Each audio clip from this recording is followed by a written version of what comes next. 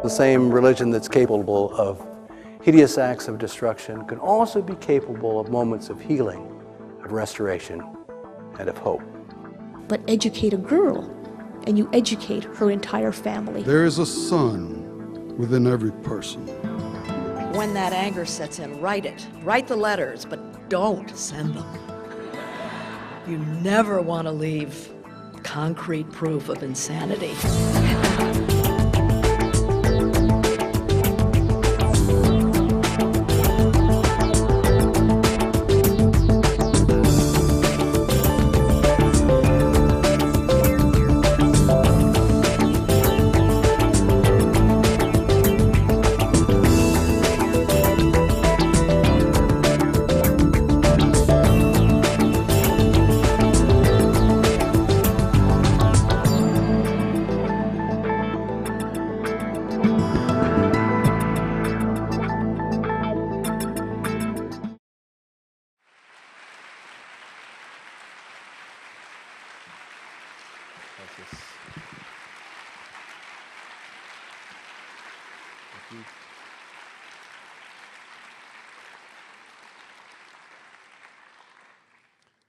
Dear friends of the University of California, Santa Barbara, dear friends of Santa Barbara, I want to thank the University of California in Santa Barbara for inviting me to talk before you all. It represents a very high distinction for me. It really honors me. I shall comment on Mexico's present situation when a new presidential term is at the beginnings, and mainly on issues I consider relevant in the bilateral United States-Mexico agenda, which must be faced with the vision of two peoples sharing not only a common border, but a destiny, their present and their future. Openly discussing our common problems will help for a better understanding of Mexico and Mexicans from the point of view of the United States, and better understanding of this country and its people by Mexicans, so we can improve the complex and diverse relationship existing between our two nations. Last year, Mexico lived a highly competitive electoral process, marked by the contenders' confronted visions on its tight outcome. This confrontation remains and has extended to organizations and individuals pertaining to the left. It's difficult to predict what will happen, but I find Nobel Prize José Saramagos' opinion, expressed in an interview in Guadalajara last November, as the most judicious and intelligent on what democratic and progressive people have ahead. He said, and I quote, "Some say López Obrador won. Others say he did not win. He did not win. The protest that followed, I considered it legitimate, natural, but I also say the time to protest is over. Now it's the turn of politics. There are enough representatives in Congress, more than enough to make a strong opposition.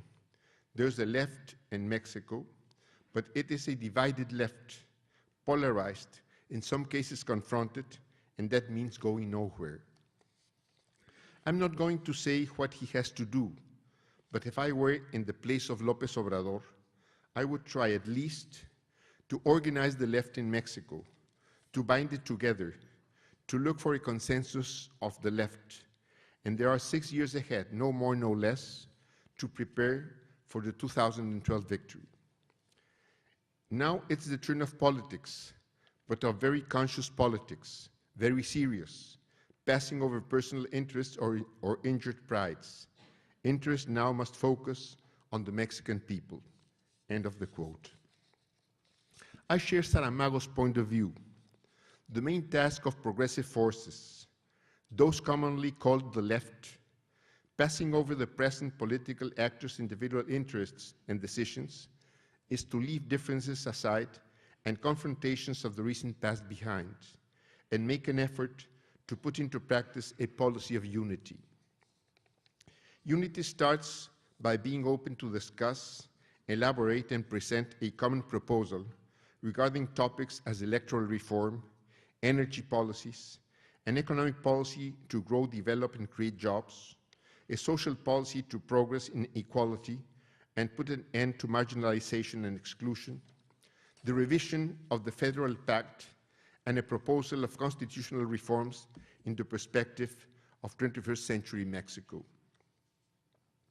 Democratic and progressive forces, when seeking agreement on a common proposal, will have to be very well aware and very conscious Mexico's new government is a government that will resort to any resources at hand to make its positions prevail.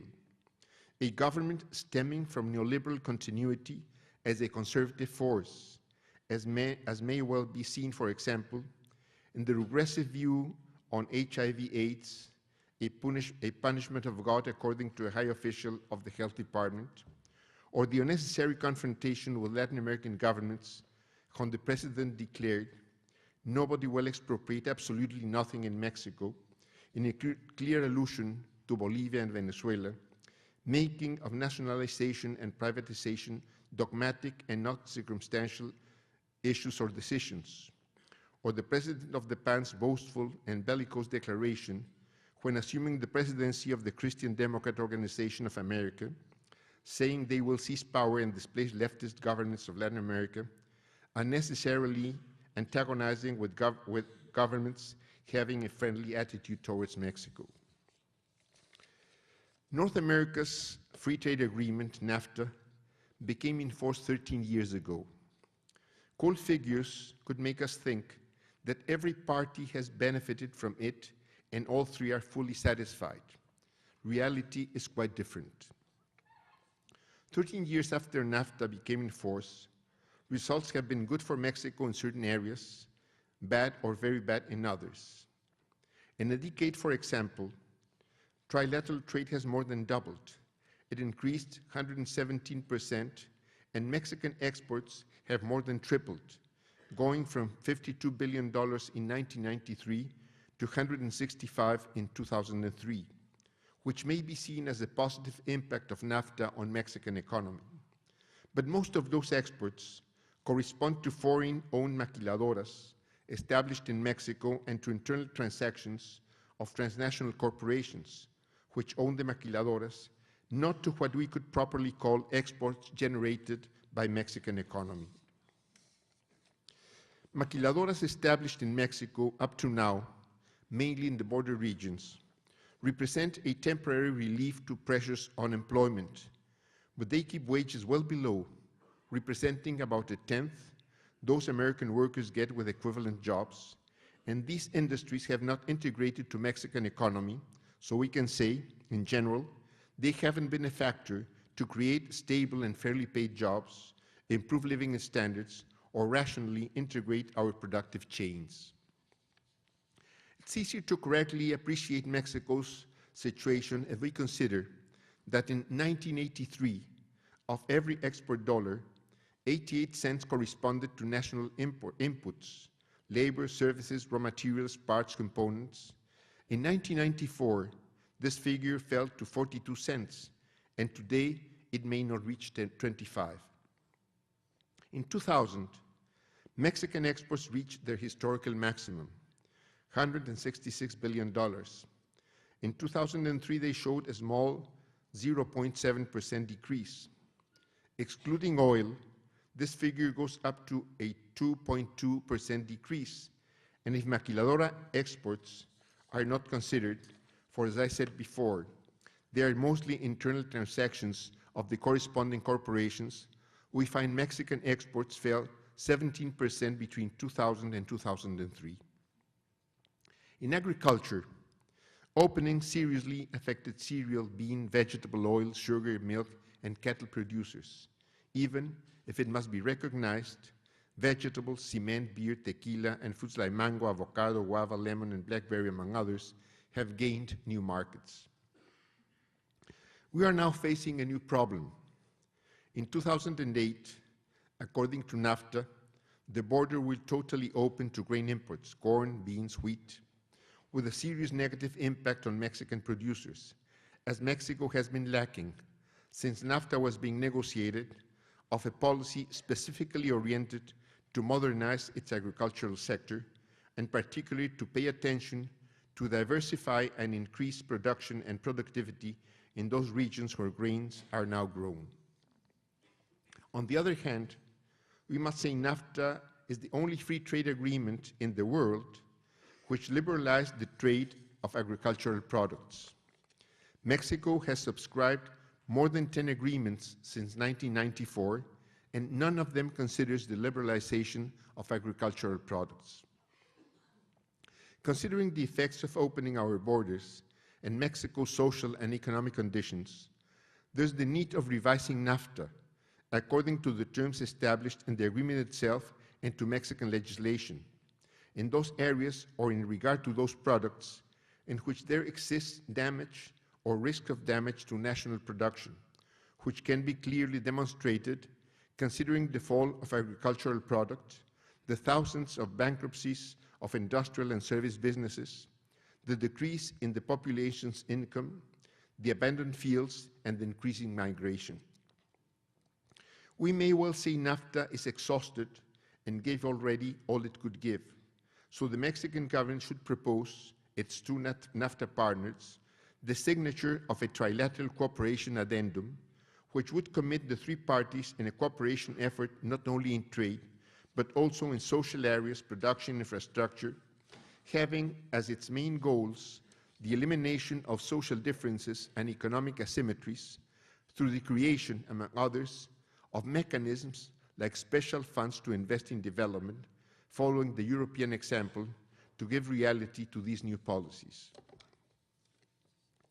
But trying to find a definitive, a more lasting solution, I would bring up the proposal I made when NAFTA negotiations were going on in 1990-1991, of an agreement not only on free trade and between the three North American nations, but an agreement on development and compromising all the nations in our continent, that is, with a much broader focus and considering the creation and utilization of mechanisms like investment funds to reduce economic and social asymmetries and promote growth, a social charter comprising labor rights and conditions, and a comprehensive commitment on environmental issues. I still believe this could be the best way to build a much fairer relationship among the nations of our continent and a way to reduce and finally stop irregular migration, opening and offering opportunities in every country for every country's nationals. Energy policies are another key issue in our relations. As time passes, oil is becoming scarcer and more expensive, and too little is being done, even in the most developed countries, to substitute the energy basis of world economy and social life, so fuels massively consumed derived from other sources different from hydrocarbons. Very recently, the U.S. government has announced the compulsory use of non-fossil fuels, but its wide use will take time.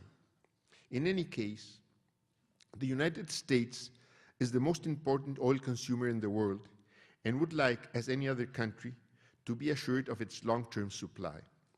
U.S. commercial and technological policies with this aim have been highly aggressive, supported by strong political pressures and time again imposed by armed force and military action, as we saw during the Gulf War in 1991, not long ago in Afghanistan, and at present in Iraq. Mexico's oil production has entered a declining phase. Cantarell's production, the most important deposit under exploitation, fell 200,000 barrels per day and will continue falling in the following years.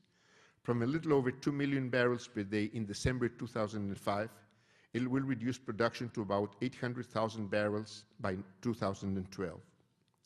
Mexican proven oil reserves, exploited as they are now, will last for 11 years, a terribly short time. Besides increasing exploration to find new deposits, Mexico should implement an oil policy with the priority of reducing to zero in the shortest possible time crude oil export and substituting the income it generates by the export of refined products and petrochemicals produced in Mexico. Mexico is producing 3.28 million barrels per day and exporting to the U.S. 1.6, which represents 14% of the U.S. total crude oil imports, not a negligible amount, which in the near future will have to be substituted from other sources, for as I said before, Mexico's oil production is already in a declining phase, and Mexico will have to meet with priority its internal demand, which has been steadily growing. These contradictory positions and needs of our countries must be conciliated so a fair and beneficial solution to both parties may be found. This is today one of the most important challenges in our bilateral relations.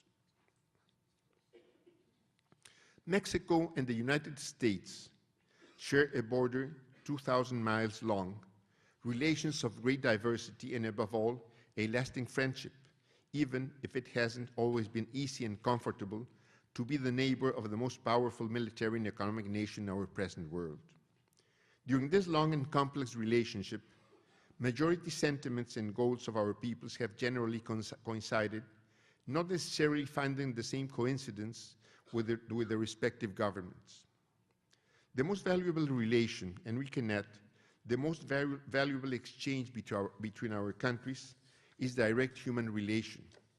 1 million Americans and Mexicans cross daily our borders. People who travel for business, work, or pleasure from one country to the other, families living across the border, and the most relevant, labor relationship, which provokes the most intense migratory flow to this country, and one of the most important migratory flows in the world. At least 3 million migrants have crossed the border in the last decade to work, and most of them to establish permanently in the United States. Population of Mexican origin in the United States reaches already 25 to 27 million, who are sending over $25 billion annually as remittances to Mexico, one of the most indicative, shameful, and worrisome facts of Mexican social situation, as it shows incapacity and lack of will by the government to solve in Mexico the life problems of millions of Mexicans. Labor migration is, with no doubt, the most serious and complex human problem we share, which today can be clearly seen by considering, on the one hand, the very important public discussions on both sides of the border, with the participation of very relevant people and fundamental institutions in the lives of our countries, and on the other, by the popular mobilizations in favor of immigrants' rights taking place all over this nation. In recent times, around 400 bills related to migration have been presented and are being discussed in state legislatures.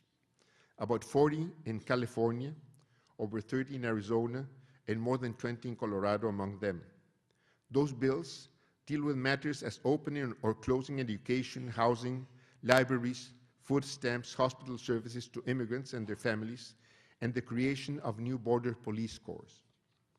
In December 2005, the city of Manassas, Virginia, issued an ordinance criminalizing grandparents, uncles, nephews who share residence with any irregular immigrant, and sent an army of inspectors to the Latino neighborhoods to identify those houses and apartments which, quote, menace the spirit of the zone, where irregular Hispanics and their relatives crowd to share the pay for the rent of their precarious housing.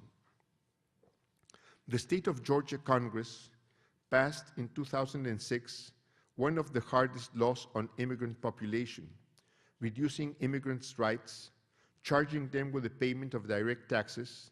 They were already paying indirect taxes to their food, housing, and services, and criminalizing employers for hiring them.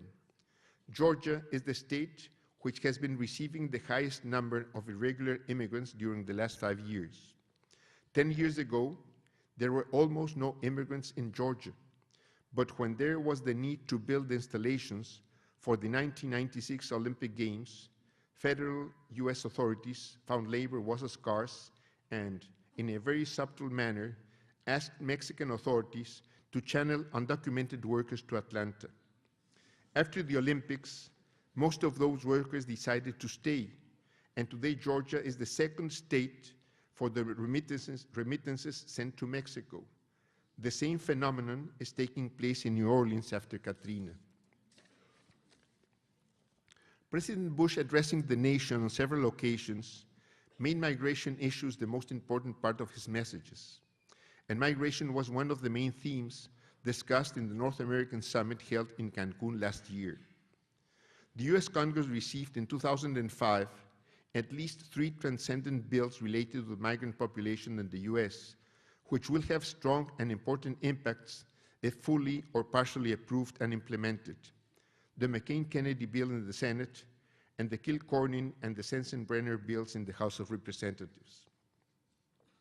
The Sensenbrenner bill, the most aggressive, racist, inhuman, unfriendly, and even unrealistic of several presented in Congress, proposed to extend the existing fences on our border for around 700 miles, to criminalize 8 to 11 million irregular Mexicans residing and working in this country, and some more of other nationalities, to reject any possibility of legalizing the residence of irregular foreigners already in the U.S., consider a crime and not only a civil violation, the legal entry to this country, make felons those who assist irregular immigrants, and to establish the obligation for employers to verify the legal status of their potential employees.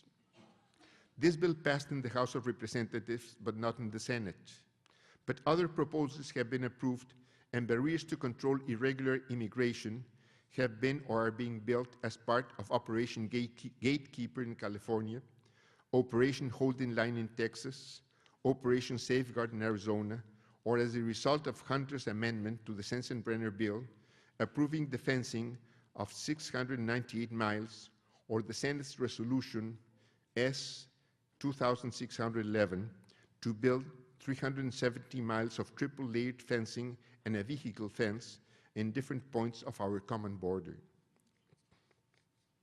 As a reaction to anti-immigrant laws, several cities in California, Maywood, Huntington Park, Pomona, Downey, Bell Gardens, and Cudahy, all of them in Los Angeles County, created the Sanctuary Cities Coalition, where employers are not considered criminals for employing irregular immigrants, or local police is authorized not to cooperate with federal authorities to arrest immigrants.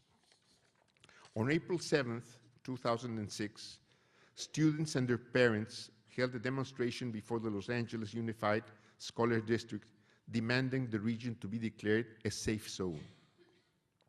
Mexico has been very sensitive to abuses by employers and authorities which nullify labor and human rights of Mexicans as workers and residents in this country. To this purpose, and to efface the conflictive aspects of illegal immigration, the Mexican government has to vigorously demand from American authorities full respect and efficient protection to Mexican workers' rights, and develop, in close collaboration with Mexican society, wide and vigorous actions so the U.S. government and especially U.S. society recognize the valuable and indispensable contribution immigrants and, in a vast proportion, irregular laborers give to the progress of this nation through their work, their taxes, their culture, now evident all over the nation.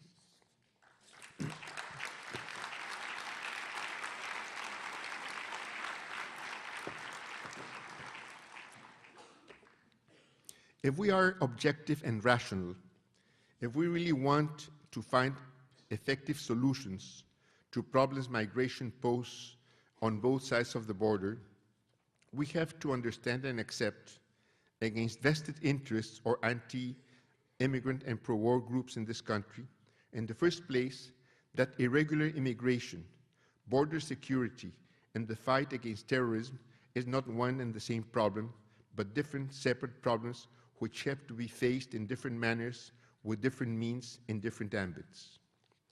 Terrorism problems in the United States have nothing to do with the diverse and intense relations this country has with Mexico or the specific problems of our neighborhood.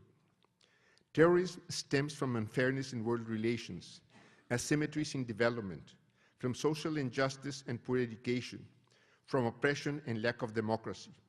The threats of terrorism will not disappear by restricting or hardening the rich and varied relationship existing between Mexico and the United States, but when a fair world order exists and egalitarian and democratic national systems prevail. The United States needs migrant workers who arrive from all over the world, but as everybody knows, most of them, around 500,000 every year, from Mexico. U.S. economy and social life would paralyze in their absence and without their contribution. Mexican irregular immigration to the United States is a consequence of a stagnant economy, of increasing social polarization, the loss of jobs and the exponential growth of unemployment, of the abandonment of the Mexican state's social responsibilities, and will have definitive solutions through specific measures, very different from those considered to combat terrorism, some to be applied in this country by American authorities and American society, others in Mexico by Mexicans, some others sharing responsibilities and decisions and enforcement on one or the other side of the border. And we have to be well aware shared responsibility and collaboration from both sides are indispensable to give fair and definitive solutions to those problems. We have to begin by facing reality, and I would like to focus on the irregular entry of 500,000 Mexicans every year to this country, and the presence of 8 to 11 million Mexicans who could be considered irregular immigrants in the United States in a universe of 27 million people of Mexican origin. In this regard, does anybody sincerely believe it is possible to criminalize and expel or deport those millions of people, those millions of workers from this country? What would be necessary in manpower and legislation to find and identify those criminalized immigrants, to concentrate them where, to organize their deportation, how many buses, trains, planes should be needed to move them away, how long would it take, how and by whom would they be substituted in what they are doing of useful and beneficial to this country? Even if fascist and unrealistic, in some way we must be grateful to Representative Sensenbrenner for his bill, for it triggered very important and positive actions in this country. Millions of people have taken conscious and mobilized all over the United States against unjust and inhuman proposals which impair the rights of millions of people, demanding recognition and solidarity to those immigrants who work for the progress and benefit of this country. As a first reaction to this bill and the thousands demonstrating in the major cities of this country, President Bush urged Congress to approve a broad migratory reform and recognize, quote, nobody should pretend immigrants are a menace to the identity of the United States, for immigrants have modeled the identity of this nation, end of the quote. Reacting to the same proposal, the California Senate approved resolution SCR 113, supporting the May 1st, 2006 boycott, the most extraordinary mobilization the world witnessed all over this nation, and recognizing the very important contribution immigrants give to this country. $4.5 billion as state taxes in California and $30 billion of federal taxes. During the discussion of this resolution, Senator Gloria Romero said each migrant in California contributes with over $2,600 to Social Security, and it was necessary to recognize in our economy we must depend on migrant participation. And Judge Consuelo Marshall from the District of Los Angeles Superior Court considered anti-constitutional the ordinance forbidding workers to ask for a job in the streets of the city of Redondo Beach, California.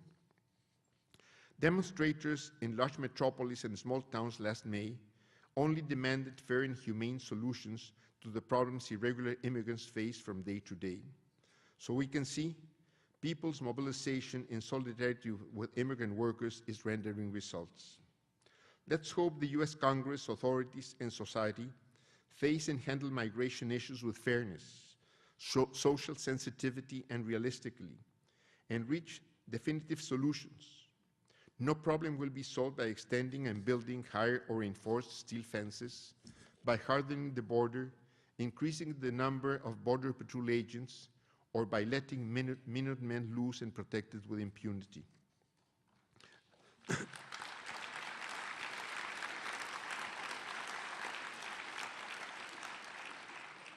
Americans and Mexicans, authorities, congressmen, academics, civil organizations, political parties, must sit together, discuss, gather information, hear from all sides and all kinds of opinions, analyze, think together, with the firm decision of finding realistic, comprehensive, and fair solutions to irregular immigration problems.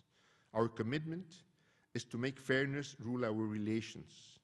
A fair present for both our nations will assure a much better future for both our peoples. Thank you. Thank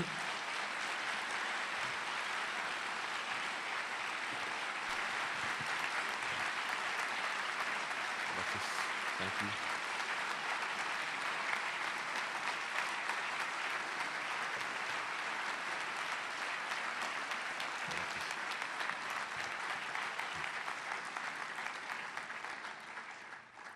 Thank you, Mr. Cárdenas. Before we open the floor to questions, Mr. Cárdenas has graciously agreed to take questions from the floor. He's agreed to answer a couple of questions first. And I'll begin with some of the questions that were given to us by some of the students.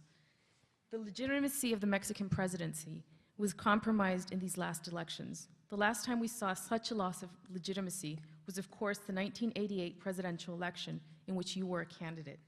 Despite popular support, you opted to act differently than your successor, López Obrador. Could you please explain any similarities and differences between the events of 1988 and 2006, and why you opted not to create a campaign such as López Obrador's Por el Bien de Todos in 1988? Well, I think that elections in 88 and last year are very different. In the first place, in 1988, the opposition, what was called the National Democratic Front, formed by several political parties and social and political organizations, had no resources, very, very scarce resources, no means for propaganda to support campaigns of the candidates for the Senate, for the Congress. The opposition had no access to media. I was talking this afternoon in Professor Sarah Klein's class, and I was telling the students that during the 8 months of campaign in 1988, I had only 2 interviews in television with national coverage, and both interviewers were very aggressive with me in those interviews. So the opposition had no access to media, particularly to television. We were not organized. The National Democratic Front, even if it united, if in it 4 political parties, registered political parties that could present candidates, and about 10 different organizations participated. It was a very loose organization. What was decided in the group that coordinated the activities of the National Democratic Front didn't pass to the base of those organizations. It was difficult to transmit any instruction and to, in consequence, to organize any national mobilization or any national action in 1988. In 2000, the parties that formed the Coalición por el Bien de Todos, the PRD was the main axis of this coalition, had an important subsidy from the government, as every other political party in Mexico, had access to television and radio through interviews. Candidates are usually invited to participate in different programs and to be interviewed in different television and radio stations. They had resources to pay for time in the media. the PRD has been a political party since 1989, so the party has a much better, much more solid organization than the one the National Democratic Front had in 1988.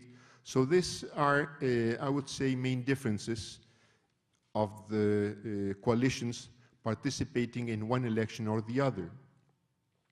On the other hand, in 1988, the electoral authority was absolutely controlled by the government. It was presided, the Federal Electoral Institute was presided by the Secretary of Gobernación, of Government. Now it's an independent body that heads the Federal Electoral Authority. That makes a big difference. In 1988, the votes were not counted. In 1988, the votes of 45% of the voting sections were not counted. They were, and this is a confession made by President de la Madrid in a book he published about 2 years ago. He says in that book that he instructed the Secretary of Gobernación to give the figures of this election as aggregate figures, and this means that as I said, the votes of 45% of the voting sections of the country were never counted. They were invented. And in 2006, the votes were counted. Everybody could follow the counting of the votes.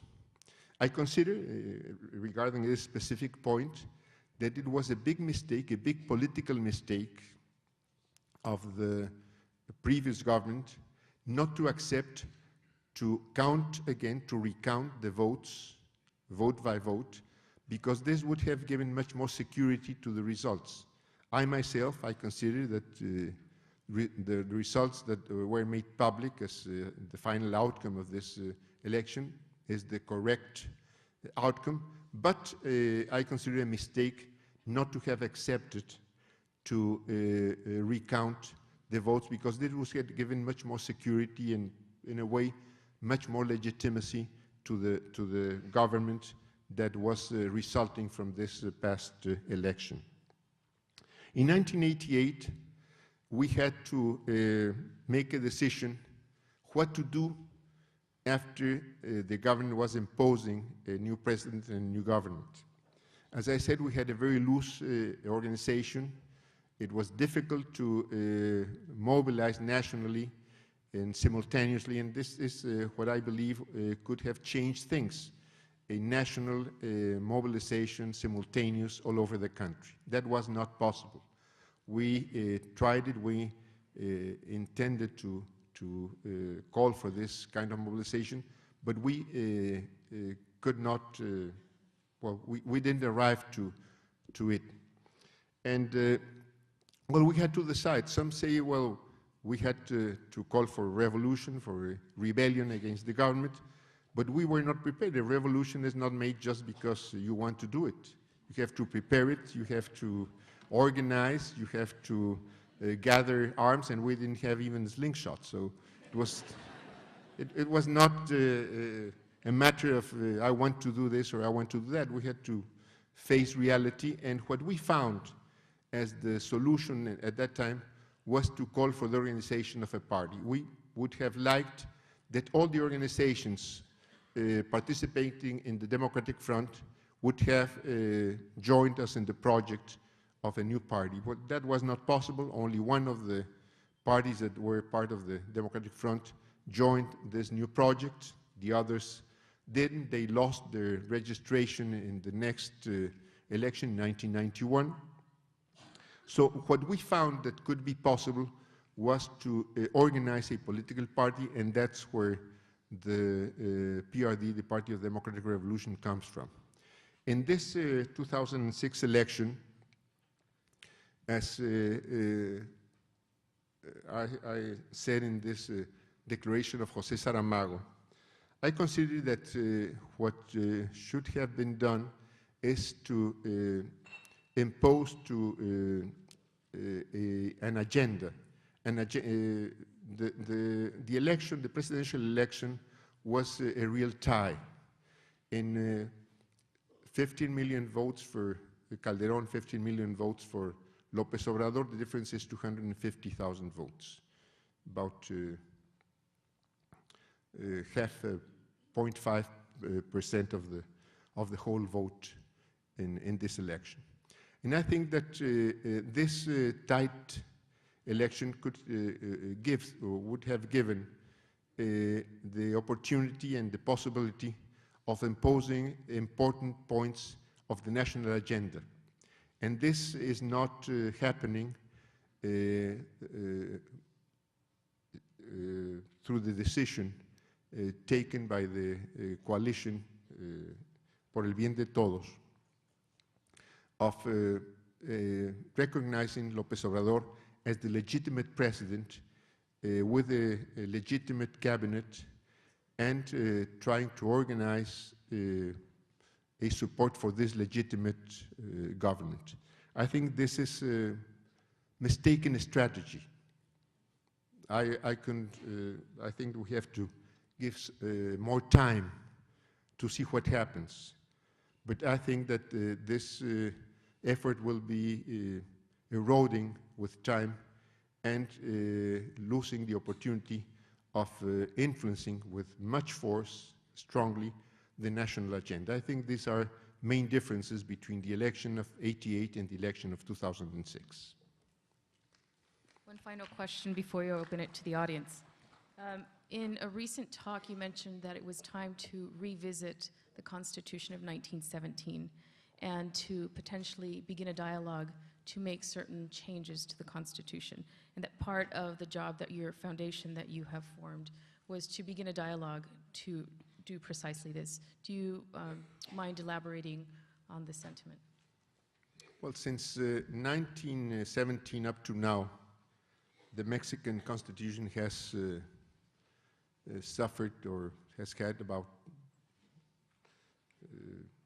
between, that depends on who gives you the figure, but between 400 and 600 reforms. Some of them contradictory, and some of the recent reforms going radically against what I would say the revolutionary spirit of the 1917 Constitution.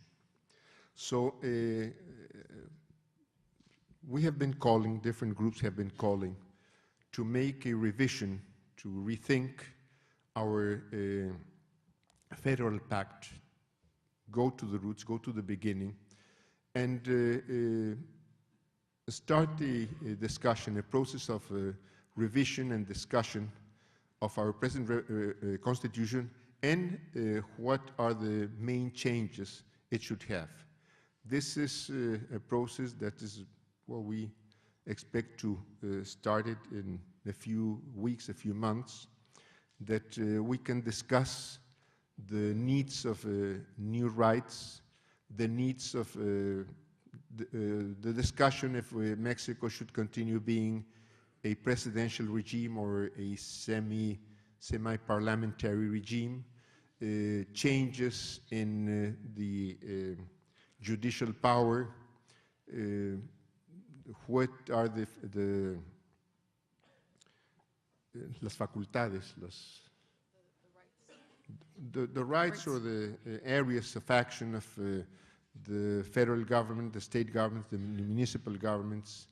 We want to open a very, very wide discussion on a new constitution, so we can recuperate the spirit of the 1917 constitution, not copying it mechanically or not only restoring some of its previous articles, but going to a national discussion and a national revision and decide if these reforms are to be considered by the present Congress, by the Congress the existing Congress, or if it should, a constituent Congress should be convened. These are discussions, and these are some of the questions that have to be discussed and decided if, as I expect, we go to discuss and present a new constitutional project to the country. Thank you. If there are any questions from the audience, I'd ask you to please form two lines. There's another microphone there and one here.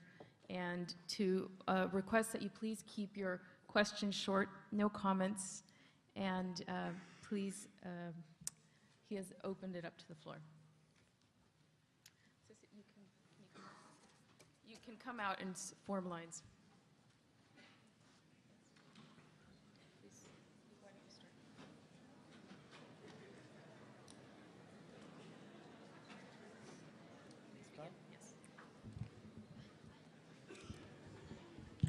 Señor Cuauhtémoc, buenas noches. I have a great deal of respect for your career as a politician. And tonight I want to thank you because I'm here in the U.S. and I live in Morelia, Michoacan. And you speak of lack of resources as a candidate for the presidency in '88. When you were a governor of Morelia, Michoacan, and you were part of the PRI party, you had plenty of resources. My question to you is, why did it take you 25 years to leave the PRI party? And thanks to your legacy in Michoacan, I left Michoacan, and most of the migrant workers who come here to California are from Michoacan. So my question to you is, what's going to be your legacy now that the political career is over? What's next? Well, there were resources to work as governor, and resources in any government, I would say, are always scarce. But those resources were not used to support any campaign, and they were not used to support my campaign. They were used for public works, to meet social needs, to meet the needs and the commitments we had as governor with the state of Michoacan. We left the PRI, the Democratic Current, a small group that started to analyze and discuss the needs of reviewing and changing the public policies in Mexico in 1996, 97. Well, we were confronted with the PRI, we were confronted with the president, we were confronted with the whole political system in Mexico. And that's when the break came, the break between the Democratic Current and the government, the party of state regime. Why wait till 1986 or 1987? Well, I have no answer. Why was I born in 1934? I have no answer. That's when the circumstances coincided, and a group thought that we could confront the PRI. Then we decided to break with the PRI, and we decided to participate in an election in a very disadvantageous situation. That's what we did as the Democratic Current, and what I was saying a few moments ago about the 1988 election. I don't know what my legacy will be. I just try to be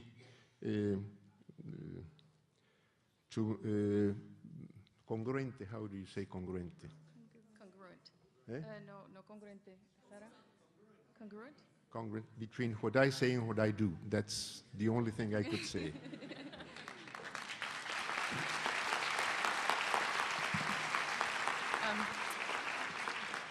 Before you begin, seeing that there are a lot of questions, what we're going to do is have 3 people ask questions, and then he can answer them together, or else we won't be able to get to all the questions. So if you can make your question brief, and we can hear from everyone.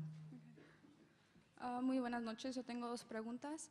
La primera es que hay rumores que se dice que porque usted no apoyó lo suficientemente al señor Emmanuel López Obrador, por eso esa fue una de las causas por las que perdió. La otra es que, por su punto de vista, ¿cuál es su punto de vista sobre las muertas de Ciudad Juárez, que son de las maquiladoras, que son de Estados Unidos? ¿Cree que se ha hecho lo suficiente por las muertas de Ciudad Juárez? Her question was, the first one, there is a rumor that because you didn't support López Obrador's campaign, he lost. And the second question referred to the dead women of Juárez, if enough has been done and what should be done to avoid the death of the workers of the maquiladoras. Gracias. Buenas noches, señor Cárdenas. Gracias por visitar la Universidad de California. Es un privilegio tenerlo aquí. Mi pregunta es, en su opinión, y teniendo en cuenta la población de California, que es de alrededor de 36 millones, la población de México, el país entero, 103 millones, mi pregunta hacia usted sería, en su opinión, ¿cómo usted explica que la economía californiana o la sociedad de California es más próspera que la sociedad mexicana, teniendo en cuenta esta gran diferencia en la población entre California y México, simplemente California? Y teniendo en cuenta que cada persona, como individuos, tenemos una responsabilidad hacia nuestra identidad social, ¿qué usted cree que debemos de hacer como individuos? Gracias. His question was, if California has a third of the population of Mexico, why is it that California is a much richer nation per se than Mexico with all of its equitable resources? Hi, good evening. My question to you is, you called for a change of NAFTA through a trilateral agreement for the elimination of asymmetries, as you mentioned, both social and economic. And you mentioned that there's a need to follow the European example, which may help stop irregular migration patterns. I was hoping that maybe you can talk a little bit about how that European example plays out and how applicable it is in regards to responding to these economic and social asymmetries.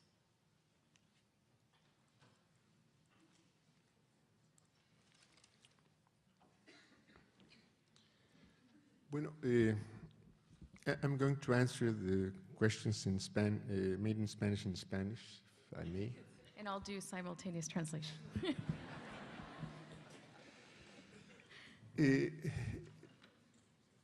La elección del 2006 la pierde la coalición por el bien de todos por 250,000 votos. Yo solo puedo haber representado un voto, no 250,000. Okay.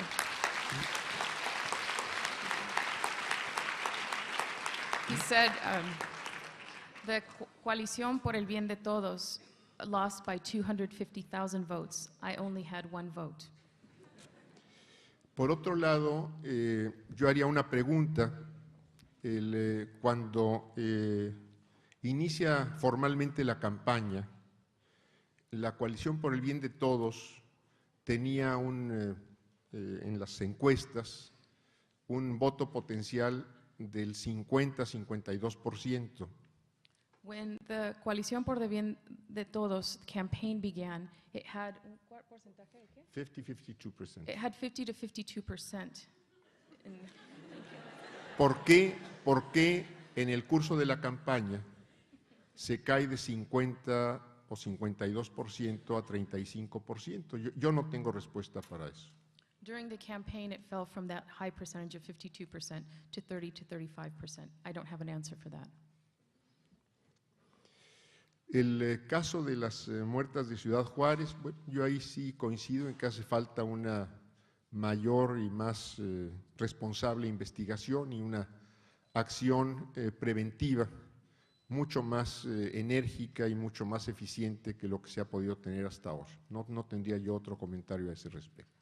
With regard to the dead women of Juárez, I agree that there needs to be more prevention and more investigation with regard to these deaths. And to the moment, I don't have any more comments on that. En el caso de la situación de México, de por qué es más próspero la economía de California y los habitantes de este estado que los de México, pues yo creo que ahí tendríamos que considerar factores internos y externos.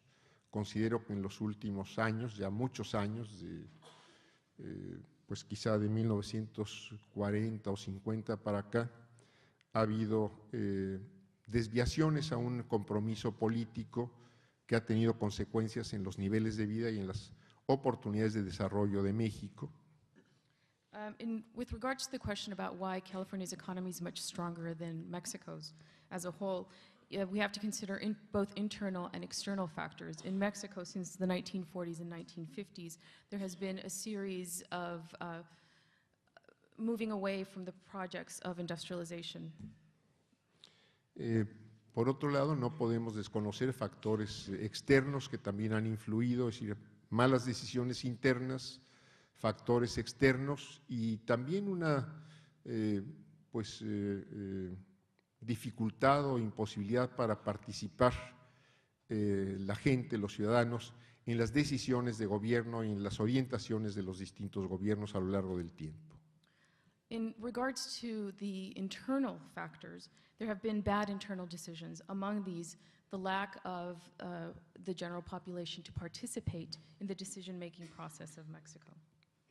No podemos, por otro lado, desconocer que la economía de California es una economía muy próspera, pero que no puede separarse de su pertenencia a la economía más poderosa del mundo y al país que pues ha echado mano de todo tipo de recursos, unos éticos y otros no éticos, para mantenerse en esta posición.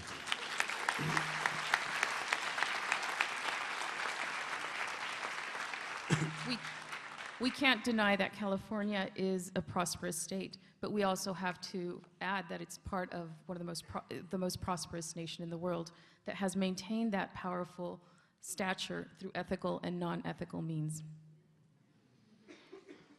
In the case of NAFTA, I consider that if we followed the example of the European Union, when a decision was made to create the European Union of 15 nations, those most developed nations created investment funds to improve the economy, the infrastructure, to modernize the economies of those less developed countries. This was the case of Portugal, Spain, and Greece in this first stage of the European Union, the stage of 15 nations. And there were important, there still are important investments of the most developed European countries in the less developed ones. And well, this reduced the differences between the economies of those countries. This opened possibilities of improving social conditions. And I think that this kind of mechanisms should be adopted in NAFTA, so we could reduce the big difference, the asymmetries existing, social and economic asymmetries existing between Mexico on one side and Canada and the United States on the other. This kind of mechanism, a social charter which should consider labor rights and labor conditions in the different countries, and also a comprehensive commitment on environmental issues. This we proposed since NAFTA was being discussed, and I consider it's still a valid proposal.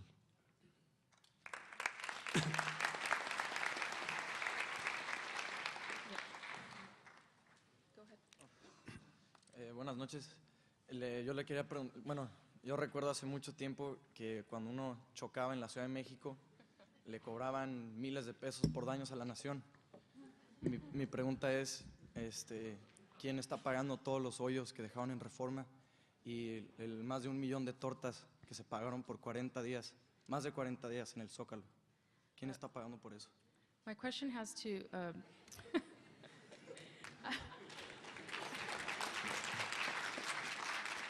my question is in regard with, I recall that Mexico before, when you used to crash, you would have to pay a couple thousand pesos.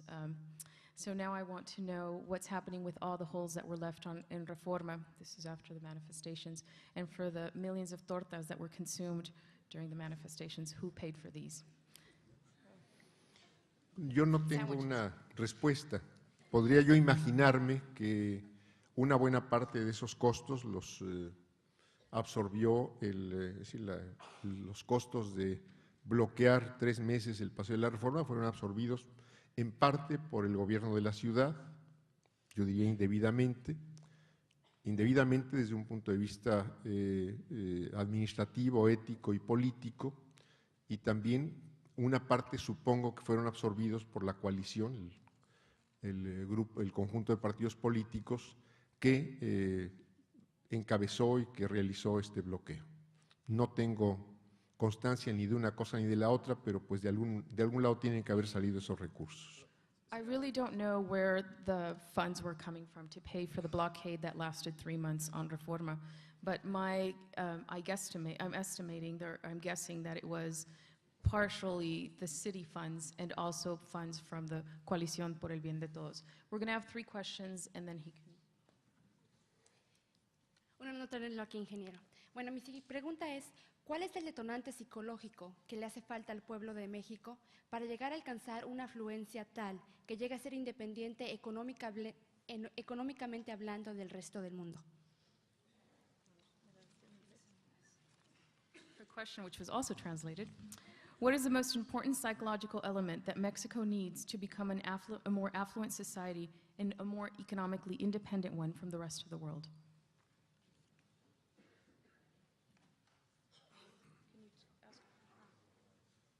Good evening. My question is that you just compare the elections of 1988 with the elections of 2006, and you said that Miguel de la Madrid accepted around 10 years later that that he gave the order to not count the votes, that it was a clear fraud. You say that this election was just tight, but there is still like a 30% or more of the population who believe that it was a cheat election, that it was also a fraud. And maybe in 10 years, Fox is going to accept that. He said like El Bester Gordillo, why you don't operate all this situation? So my question is like, this 30% of the population, independently or you or Andrés Manuel López Obrador, support you during your campaigns in the past, and even in the 1988, and when you run for Mexico City, and then when you consequently run for president. And this is a huge part of the population that is also supporting López Obrador because they want to change, right? And you decide not to participate in the campaign. That might be okay or not, but you also decide not to participate. You decide not to participate in any. You practically keep like not saying what you think about the elections, and it seems that you don't support all that 30% or more of the people who wasn't happy with the election. Question? So my question is why? Why you decide not to support the people who support you before during the many years, and independently of if it was you or López Obrador, because the only aim is to change the country, not who is going to win the election. That's my question.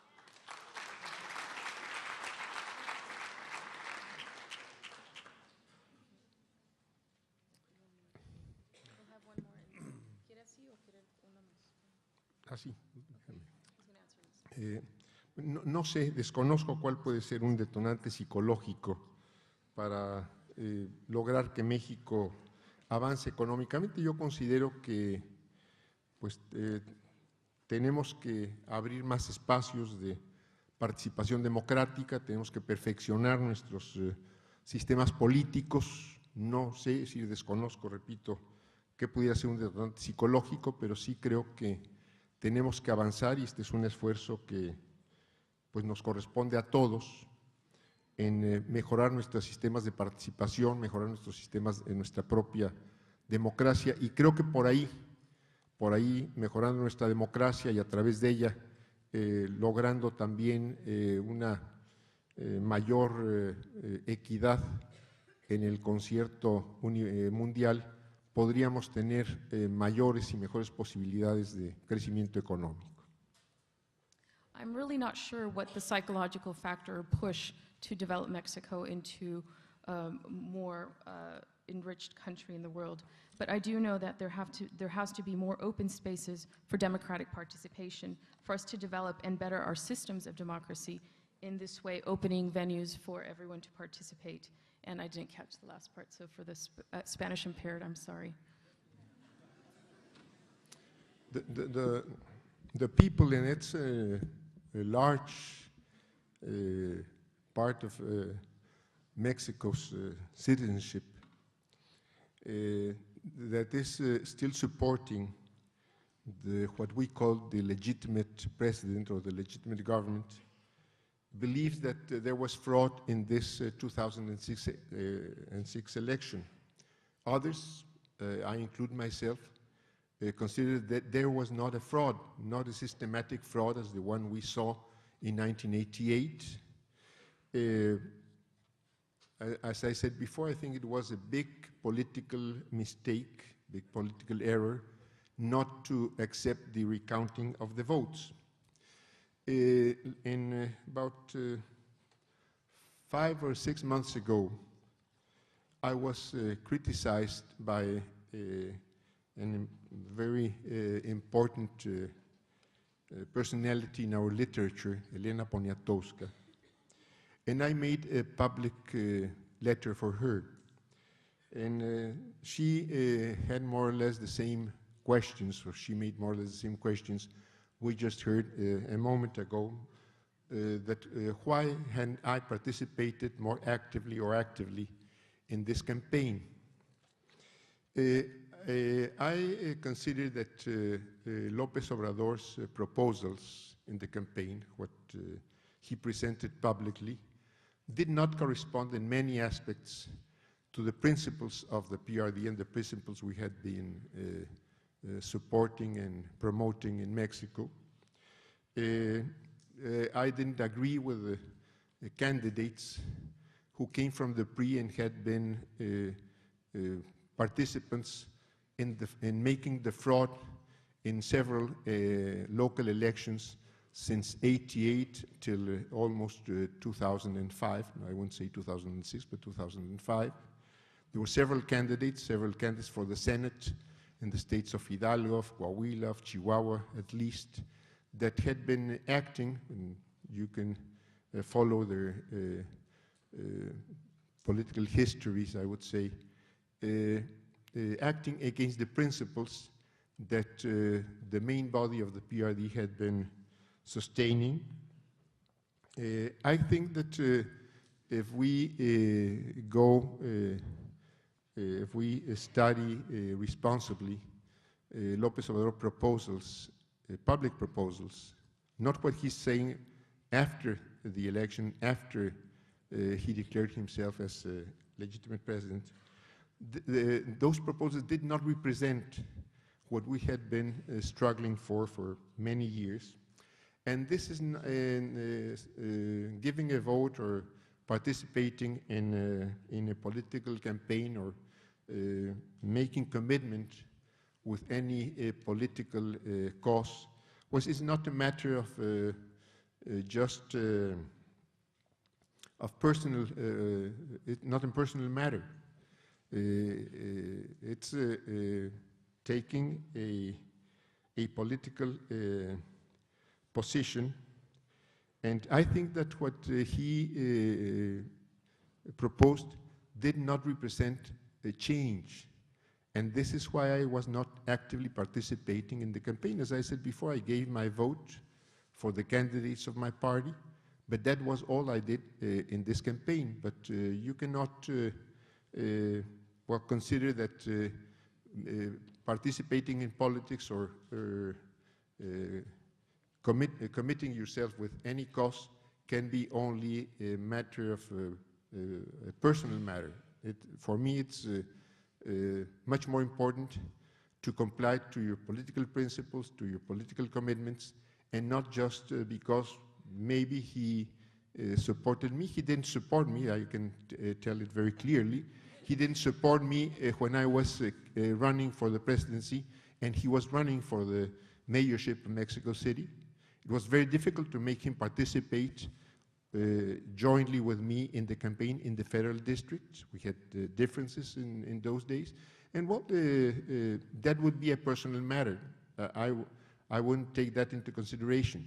I think that's more important to act according to principles, according to the commitments anybody may have in his political life. And that's why I publicly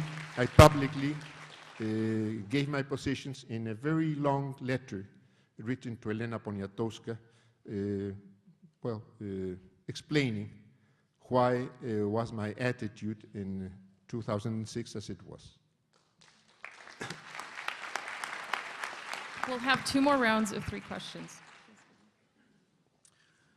Hi, I'm Michael Luna. First of all, I want to say that I'm very honored to be in your presence and that you and your father have shown great humanitarian leadership in Mexico, and that Mexico lost out in a great opportunity in your leadership in 1988. My question is in regard to the world economy. It's getting to be more and more balanced, more competitive, with China now at 1.2 billion people. I think we would all agree that it would be in Mexico's best interest to diversify and become less codependent with the U.S. economy. What is Mexico doing to become, to stimulate the domestic economy in relation to China, and how can Mexico get more involved in the business aspect with the 1.2 billion people of China?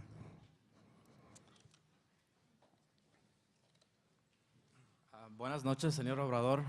Gracias por estar aquí con... Es Cárdenas. Cárdenas. No importa, no importa.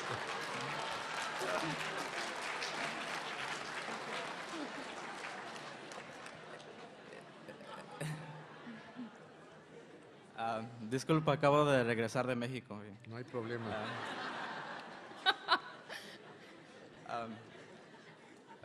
My father is a mayor in one of the towns in Mexico. This past year, I visited various states in Mexico with the intention of getting a clear look at the Mexican politics. Mexican politics is not as prosperous as other democratic nations. One reason is because Mexican constitution is very vague and outdated. It's not largely recognized as a resource for political guidance. It was practically paralyzed for 71 years during the pre-rule. Another reason is that the lower governmental division is operated under a system called customs and cultures, que en español es los usos y costumbres, a system where change is more likely to happen on a generational basis instead of a rapid political transition that is needed for any political advancement, and consequently it's left open for exploitation from big interest groups and big government.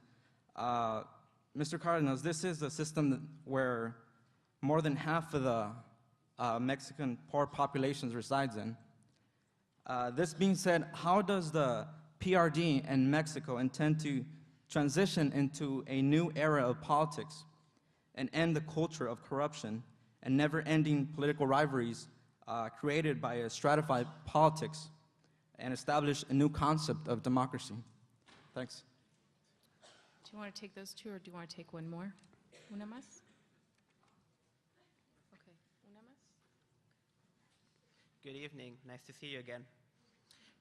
Article 76 of the Mexican Constitution, it states about a discretionary fund given to the president, la partida presidencial, which is a certain amount of money approved by Congress that the president can spend whatever way he wants without regards to accountability. In Cedillo's administration, this almost totaled $500 million. Is this one of the articles that you're looking to reform in your constitutional reformation project? Would this be something beneficial to take out?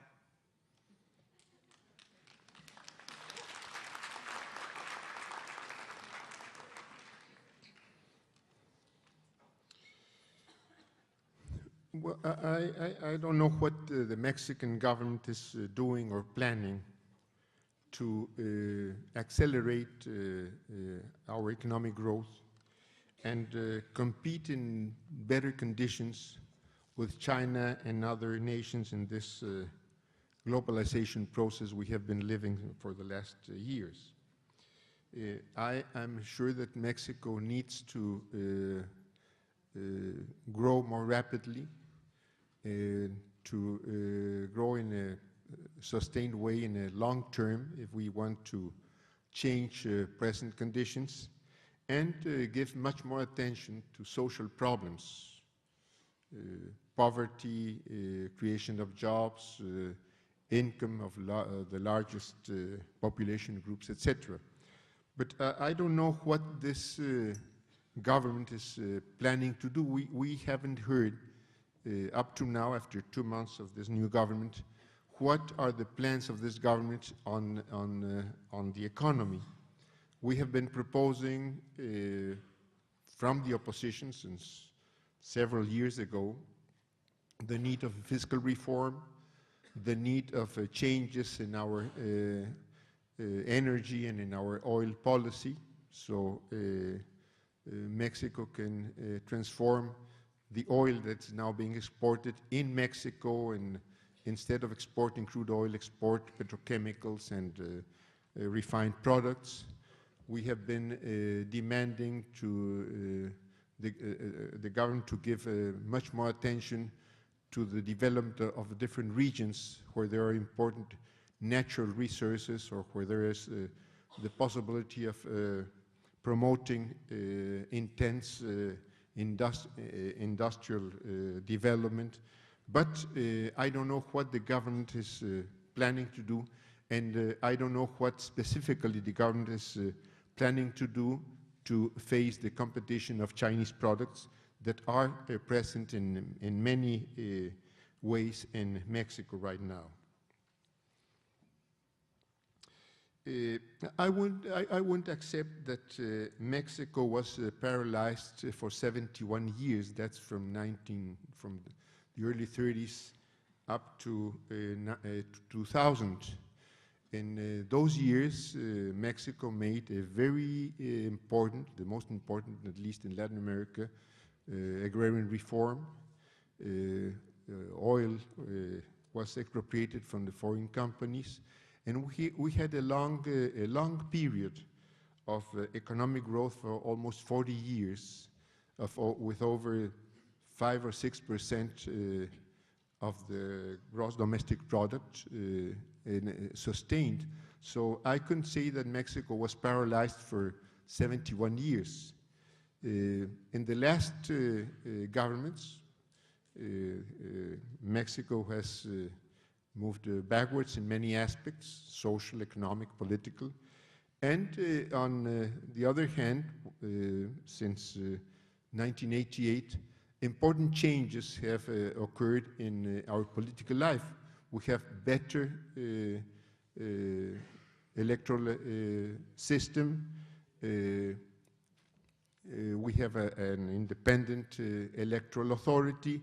So I wouldn't say that the country is paralyzed. We have to do many things. We have to do changes in our public policies. But I wouldn't accept that the country has been paralyzed, and not everything that happens in Mexico is related with corruption. There's corruption in Mexico, there's corruption in this country. We have to fight corruption. We have to start fighting corruption from the top, like when one sweeps and stairs. But I would neither consider that what we call usos y costumbres, the traditional uses of many communities, is a factor that makes Mexico move backwards.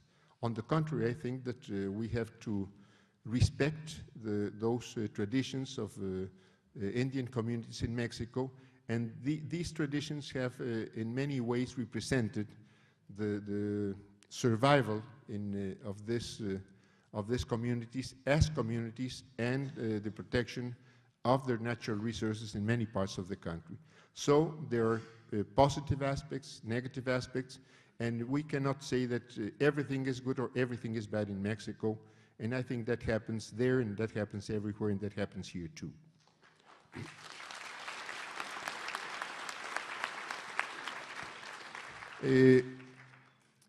I have to read Article 76, as you said, because before there existed a secret, una partida, a secret budget, I would say, that was decided only by the president, but that disappeared some years ago.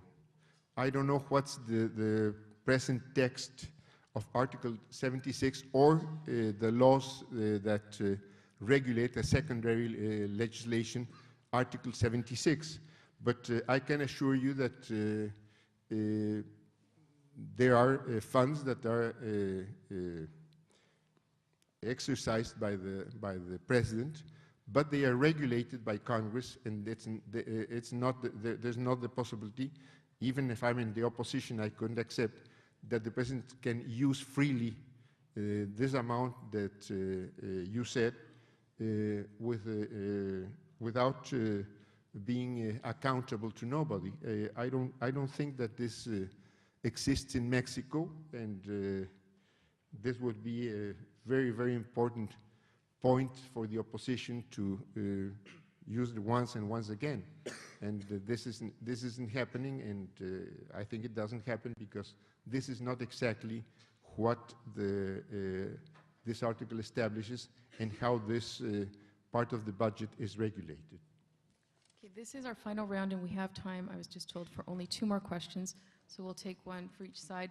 For those of you who still have questions, if you can write them down, I will send them to Mr. Cárdenas, and I'm sure he will answer them. Thank you. I heard that during the 2006 elections, the indigenous peoples of Chiapas, or at least people who represent them or claim to represent them, were calling for a boycott of elections. What call? For boycott of the elections. They didn't want to give their vote to the right or the left or anyone. That called powerfully my attention because it reminded me of Peru in 1980 with the Shining Path, the call for boycott to elections, no parties. And so my question is, why the left, whether it's your party or López Obrador or whoever claimed to be the left, why the left was not able to rally around the indigenous people, or why this disconnect happened between the parties of the opposition and the indigenous people that didn't seem to feel themselves they were represented in the opposition? Or what is your take on this situation? Thank you. And this is the last question. Buenas noches y gracias por venir y hablar con nosotros. Y además, gracias por todo que usted ya ha hecho. My question for you is, I'd like to know what your thoughts are about President Bush's new proposal for a guest worker program.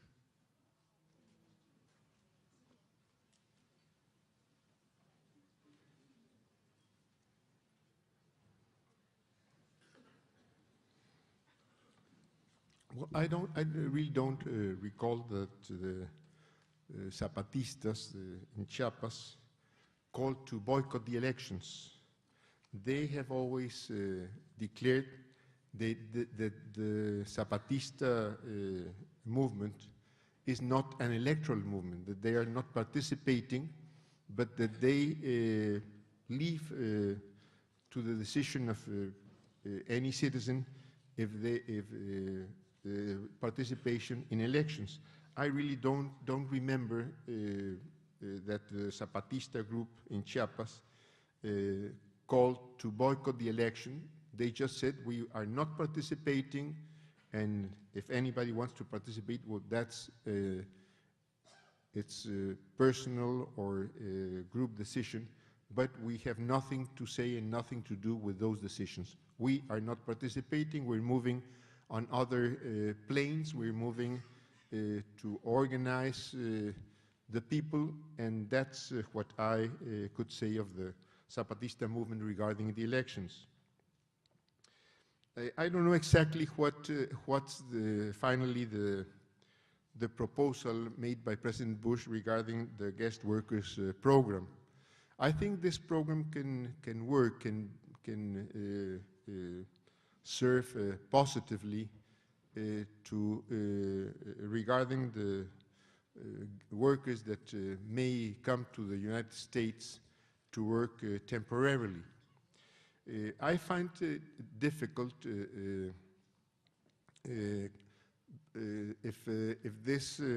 these workers were to stay for some time and then sent back to Mexico or to any other countries, because what we have seen here is that if those workers or those laborers come here, well, they would, if they're working, they're meeting their needs, well, they'll try to stay here. And I think that if Mexico, if Mexicans coming to the States are about 500,000 every year, if this guest workers program keeps below this figure, well, the rest will still be trying to find a way to come here.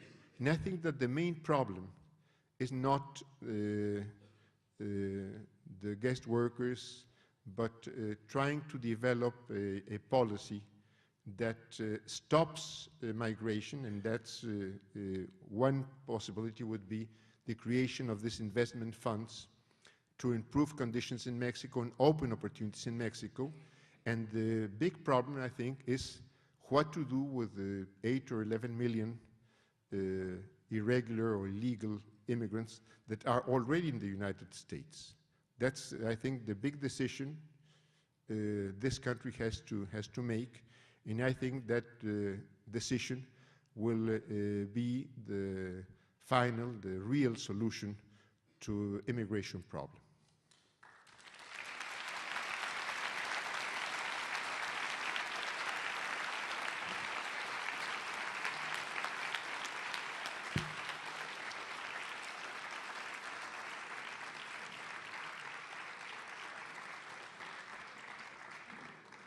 Had a small token from the history department to thank you and to hopefully entice you to come back to Santa Barbara. Thank you so much for coming here. I want to thank you all for your assistance and your participation and for giving me this opportunity of being here in Santa Barbara. Thank you.